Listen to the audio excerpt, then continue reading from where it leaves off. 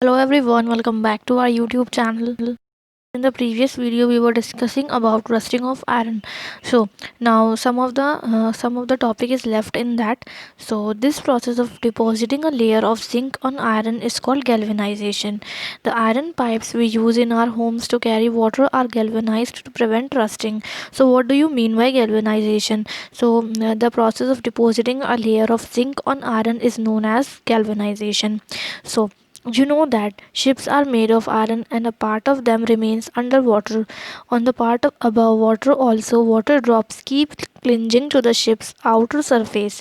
Moreover, the water of the sea contains many salts.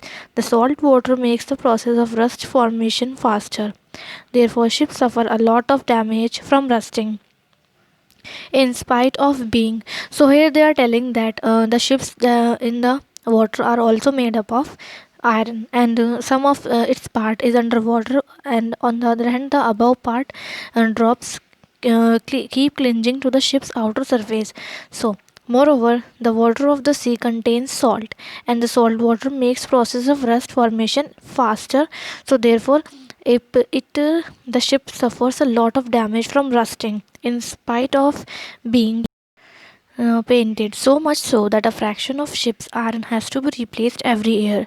Can you imagine the monetary loss to the world?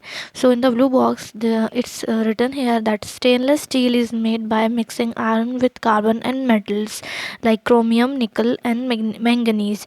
It does not rust. Then we have another topic, that is 6.4, and it is crystallization. So in class 6th you have learned that salt can be obtained by the evaporation of seawater. The salt obtained in this manner is not pure and its crystals are small. The shape of the crystals cannot be seen clearly. However, large crystals of pure substances can be formed. So they are telling that in previous class, that is in class 6th, we have learned that salt can be obtained by evaporation of seawater, as sea contains salt. So the salt obtained in this manner not is not pure and its crystals are very small, and then the shape of the crystals cannot be seen clearly. So large crystals of pure substances can be formed from their solutions. The process is called crystallization. It is an example of a physical change. So, what do you mean by galvanization, and do you mean by crystallization? It's very important to know all this process. So, we have completed till here.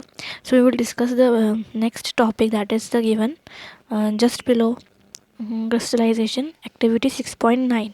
So, we will discuss this activity in the next video, and it will be the last topic for this chapter. So, we will continue this in the next video.